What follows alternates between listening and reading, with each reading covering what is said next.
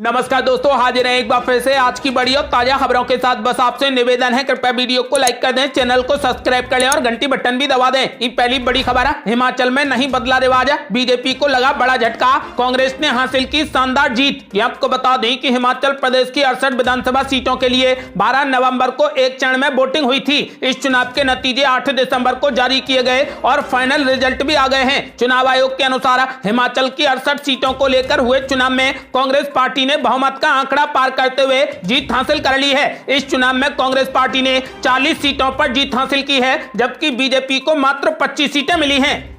और ये बड़ी खबर, गुजरात चुनाव में अब तक की सबसे बड़ी जीत के साथ बीजेपी ने रचा इतिहास, धराशायी हुआ 1985 और 2002 का रिकॉर्ड। ये आपको बता दें कि गुजरात में 27 साल से सत्ता में काबिज बीजेपी ने इतिहास रच दिया है। प्रदेश में एक बार फिर से बीजेपी की वापसी हो गई है। बीजेपी ने गुजरात में 156 सीटें जीत ली हैं, कांग्रेस को 17 और आम आदमी पार्टी को 5 सीटें मिली हैं। गुजरात की जनता ने पीएम मोदी की बात को सच कर दिखाया। पीएम मोदी ने चुनावी रैलियों से अपील की थी कि वो चाहते हैं कि नरेंद्र का रिकॉर्ड भूपेंद्र तोड़ें, तो ये बात बिल्कुल सच साबित हो गई। भूपेंद्र भाई पटेल के नेतृत्व में बीजेपी ने अब तक की सबसे बड़ी जीत हासिल की है। आपको बता दें कि बीजेपपी ने गुजरात में 156 सीटें जीती हैं। गुजरात में किसी भी पार्टी का ये अब तक का सबसे बेहतरीन प्रदर्शन है। इससे पहले 1985 में 149 सीटों के साथ ये रिकॉर्ड कांग्रेस पार्टी के पास था। वहीं साल 2002 में नरेंद्र मोदी के नेतृत्व में बीजेपी ने 127 सीटों पर जीत दर्ज की थी और 2022 में फिर बीजेपी ने 156 सीटों के साथ पुराने सारे रिकॉर्ड तोड़ दिए हैं। अगली बड़ी खबर, मैनपुरी में डिंपल यादव की धमाकेदार जीत, 2,88,000 वोटों से बीजेपी को हरा दिया। ये आपको बता दें कि उत्तर प्रदेश की मैनपुरी लोकसभा सीट पर हुए उपचुनाव में समाजवादी पार्टी प्रत्याशी डिंपल यादव ने बड़ी जीत दर्ज कर ली है। उन्होंने अपने निकटतम प्रतिद्वंदी बीजेपी के रघुराज सिंह साक्य को 2,88,461 वोटों से हराकर ये सीट जीत ली है। चुनाव आयोग के मुताबिक डिंपल यादव ने 6,18,120 वोट हासिल किए हैं, जबकि रघुराज साक्य को 3,29,659 वोट मिले हैं। मैनपुरी लोकसभा सीट समाजवादी पार्टी संस्थापक मुलायम सिंह यादव के निधन के कारण खाली हुई थी। इस सीट के उपचुनाव के तहत गत 5 दिसंबर को मतदान हुआ था। समाजवादी पार्टी ने सपा अध्यक्ष अखिलेश यादव और मुलायम सिंह यादव की बहू डिंपल यादव को प्रत्याशी बनाया था। आपको बता दें कि डिंपल यादव को जिताने के लिए पूरा परिवार जोर शोर से प्रचार कर रहा था। खास बात यह रही कि शिवपाल यादव की प्रगतिशील समाजवादी पार्टी का विलय समाजवादी पार्टी में हो गया है। आपको बता दें कि शिवपाल यादव अब समाजवादी पार्टी में शामिल हो गए हैं। अगली बड़ी खबर, रामपुर में काम कर गई भाजपा की रणनीति, रच दिया इतिहास, जीत लिया आजम खान का किला। ये आपको बता दें कि उत्तर प्रदेश की रामपुर विधानसभा उपचुनाव में बीजेपी प्रत्याशी आकाश सक्सेना ने समाजवादी पार्टी के आसिम रजा को हरा दिया है। बीजेपी ने इस सीट पर पहली बार कब्जा किया है। जिला निर्वाचन कार्यालय से मिली जानकारी के मुताबिक सक्सेना ने रजा को 34,136 वोटों से हरा दिया है। बीजेपी आजादी के बाद पहली बार रामपुर विधानसभा सीट से उपचुनाव जीती है। नफरत फैलाने वाले भाषण को लेकर दर्ज एक मामले में दोषी ठहराए जाने के बाद रामपुर से विधायक आजम खान को 3 साल कैद की सजा दी गई थी, जिसके बाद विधानसभा अध्यक्ष ने उन्हें अयोग्य ठहरा दिया था और इस सीट पर उपचुनाव हुए थे। आपको बता दें कि बीजेपी ने अब आजम खान का किला ढहा दिया है। बीजेपी ने रामपुर में रिकॉर्ड वोटों से जीत हासिल की है। अगली बड़ी खबर, सपा आरएलडी गठबंधन ने बीजेपी से छीन ली खतौली सीट, मदन भैया ने 22,000 से ज्यादा वोटों से बीजेपी को हरा दिया। ये आपको बता दें कि उत्तर प्रदेश की खतौली विधानसभा सीट के उपचुनाव में समाजवादी पार्टी गठबंधन के सहयोगी राष्ट्रीय लोकदल के प्रत्याशी मदन भैया ने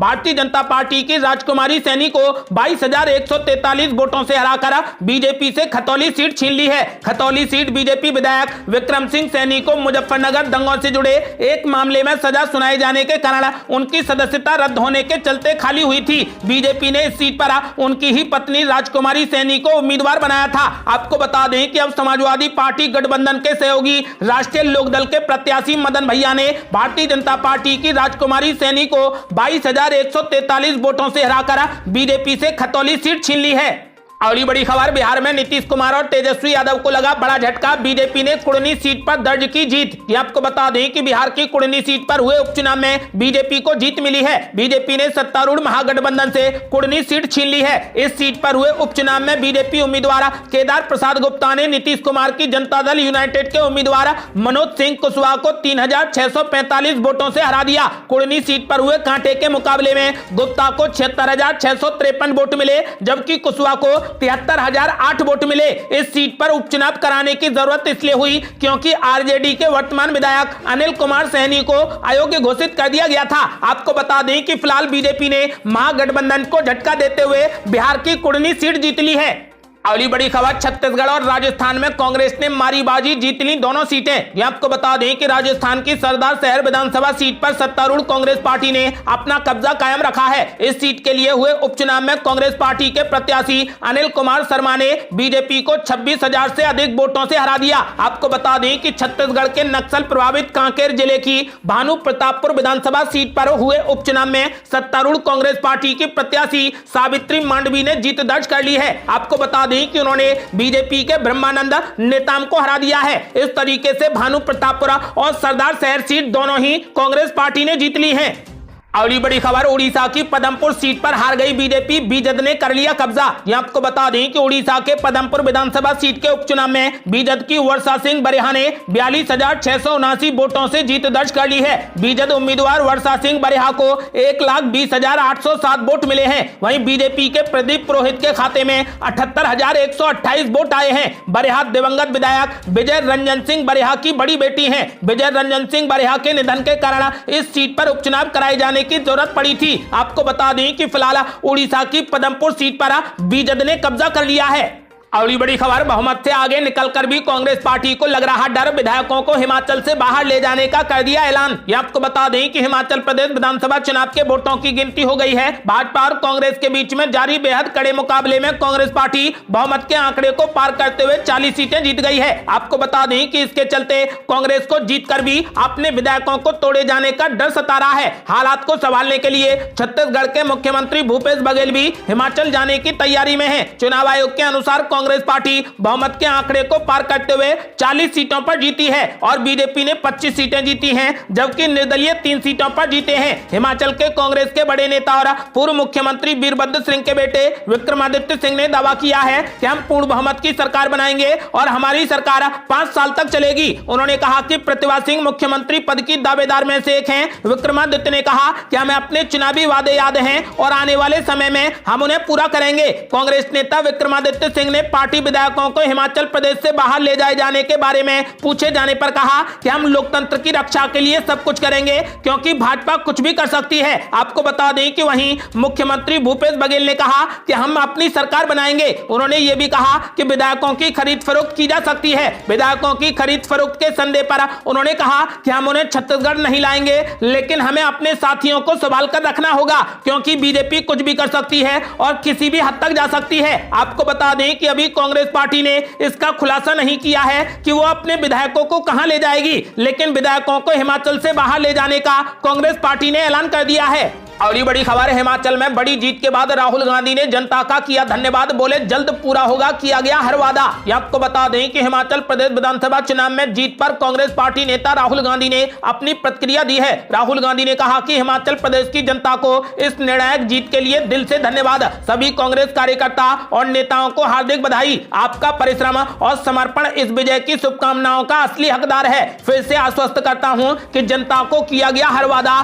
जल्द से जल्द पूरा होगा। साथ ही राहुल गांधी ने गुजरात में मिली हार पर ट्वीट किया, हम गुजरात के लोगों का जनादेश विनम्रता पूर्वक स्वीकार करते हैं। हम पुनर्गठन कर कड़ी मेहनत करेंगे और देश के आदर्शों और प्रदेशवासियों के हक की लड़ाई जारी रखेंगे। हिमाचल प्रदेश में रिवाज कायम रहा है और 5 साल बाद कांग्रेस पार्टी ने सत्ता में वापसी कर ली है। आपको बता दें कि कांग्रेस पार्टी ने कुल 68 सीटों में से 40 सीटों पर जीत दर्ज कर ली है और राज्य में सरकार बनाने के लिए किसी भी एक दल या गठबंधन को मात्र 35 सीटों की जरूरत है।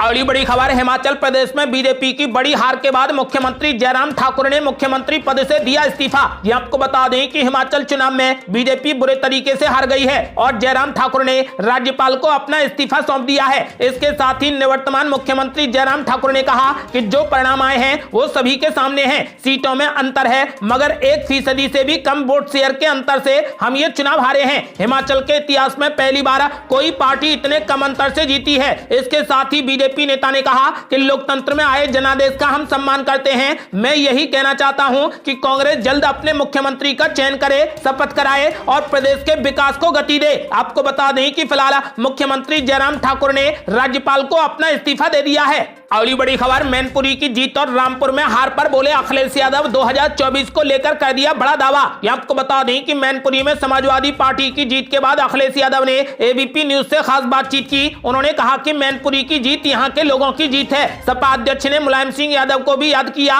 और कहा कि इस जीत से नेताजी को सच्ची श्रद्धांजलि मिली है। अखिलेश यादव ने प्रसपा के सपा में विलय होने पर भी बयान दिया। उन्होंने कहा कि मुझे बेहद खुशी है इस बात की कि वे चुनाव से पहले हमारे साथ आए, आज उनका दल भी साथ आ गया है। उनके साथ आने से अब पार्टी को नई ऊर्जा भी मिलेगी और उम्मीद है कि 2024 के चुनाव में हम बेहतर परिणाम लाएंगे। अखिलेश यादव ने कहा कि सरकार नहीं चाहती थी कि किसी भी स्थिति में सपा चुनाव जीते। कार्यकर्ताओं पर अन्याय हो रहा था, वे समाजवादियों के गांव में जाते थे, लोगों को डराते थे। कई कार्यकर्ताओं और नेताओं को पुलिस से गाली खानी पड़ी। रामपुर में हार के बाद अखिलेश यादव ने कहा कि बहुत अफसोस है इस बात का कि प्रशासन ने कोई मदद नहीं की, यह चुनाव फेयर नहीं कराया गया है। सपा अध्यक्ष ने आगे कहा कि रामपुर में एक बार फिर से चुनाव कराना चाहिए। वहीं मैनपुरी उपचुनाव में जीत के बाद सपा प्रत्याशी डिंपल यादव ने कहा कि मैं समाजवादी पार्टी के सभी समर्थकों को धन्यवाद देना चाहती हूं जिन्होंने हमारी जीत के लिए कड़ी मेहनत की। मुझ पर विश्वास करने के लिए मैं मैनपुरी के लोगों का भी शुक्रिया अदा करना चाहती हूं।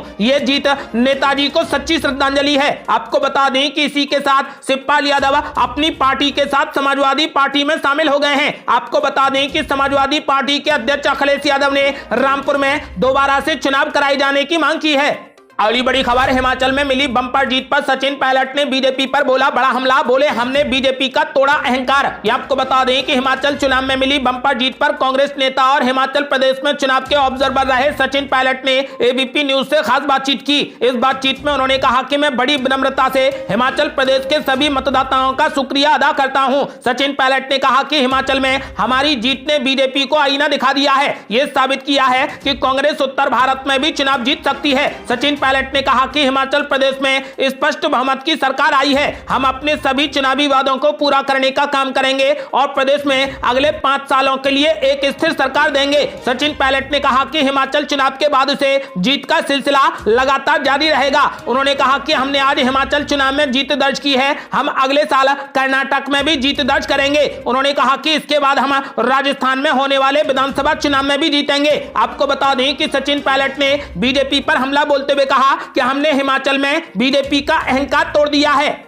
अगली बड़ी खबर, गुजरात की जीत पर बोले पीएम मोदी, मैंने कहा था कि भूपेंद्र ही तोड़ेगा नरेंद्र का रिकॉर्ड। ये आपको बता दें कि गुजरात में भारतीय जनता पार्टी को मिले प्रचंड बहुमत से पूरी पार्टी में खुशी का माहौल है। इस बीच प्रधानमंत्री नरेंद्र मोदी दिल्ली में स्थित भाजपा के हेडक्वार्टर पहुंचे, जहां उन्होंने कार्यकर्ताओं को संबोधित किया और गुजरात में जीत की बधाई दी। अपने संबोधन में प्रधानमंत्री नरेंद्र मोदी ने कहा कि मैंने कहा था कि भूपेंद्र ही नरेंद्र का रिकॉर्ड तोड़ेगा, इसके लिए नरेंद्र मेहनत करेगा। इसके अलावा पीएम मोदी ने कहा कि प्रचंड जनादेश देकर जनता ने इतिहास बना दिया है। इतने दिनों से सरकार में रहने के बाद जनता ने फिर से समर्थन दिया है। बीजेपी गुजरात के हर परिवार का हिस्सा है। पीएम मोदी ने कहा कि 1 करोड़ ऐसे मतदाता थे जिन्होंने कांग्रेस को नहीं देखा था, सिर्फ बीजेपी को ही देखा था, लेकिन वोट दिया है। युवाओं ने बीजेपी को भारी संख्या में वोट दिया है। पीएम मोदी ने कहा कि युवाओं ने हमारे काम को जांचा परखा, फिर वोट दिया। पीएम मोदी ने कहा कि युवा जातिवाद और परिवारवाद के बहकावे में नहीं आते। पीएम मोदी ने कहा कि देश की जनता का भरोसा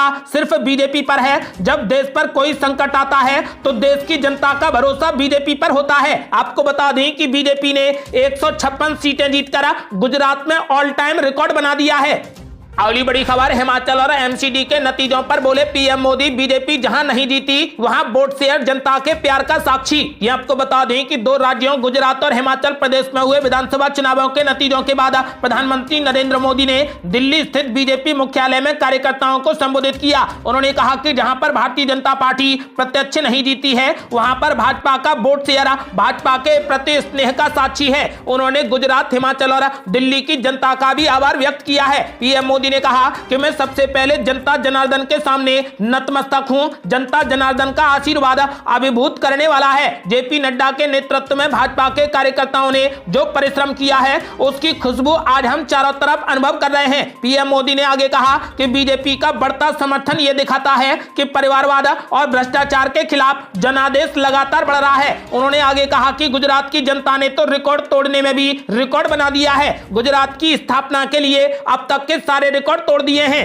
बीजेपी गुजरात के हर परिवार और हर घर का हिस्सा है। पीएम मोदी ने कहा कि भाजपा को मिला जन समर्थन नए भारत की आकांक्षाओं का प्रतिबिंब है। भाजपा को मिला जन समर्थन भारत के युवाओं की युवा सोच का प्रकटीकरण है। भाजपा को मिला जन समर्थन गरीब, शोषित, वंचित आदिवासियों के सशक्तिकरण के लिए मिला समर्थन है। लोगों ने भाजपा को वोट दिया क्योंकि भाजपा हर सुविधा को प्रत्येक गरीब, मध्यम वर्गीय परिवार तक जल्द से जल्द पहुंचाना चाहती है। लोगों ने भाजपा को वोट दिया क्योंकि भाजपा देश के हित में बड़े से बड़े और कड़े से कड़े फैसले लेने का दम रखती है। अगली बड़ी खबर, गुजरात में प्रदेश कांग्रेस प्रभारी ने दे दिया इस्तीफा। आजादी के बाद की सबसे बुरी हार देख रही कांग्रेस पार्टी। ये आपको बता दें कि गुजरात विधानसभा चुनाव में बीजेपी से करारी हार के बाद कांग्रेस के राज्य प्रभारी रघु शर्मा ने इस्तीफा दे दिया है। बता दें कि आजादी के बाद से कांग्रेस की ये सबसे बुरी हार है। दूसरी ओर चुनाव परिणाम के मुताबिक भाजपा को गुजरात में पूर्ण बहुमत मिला है और पार्टी अब सरकार के गठन की कवायद में जुट गई है।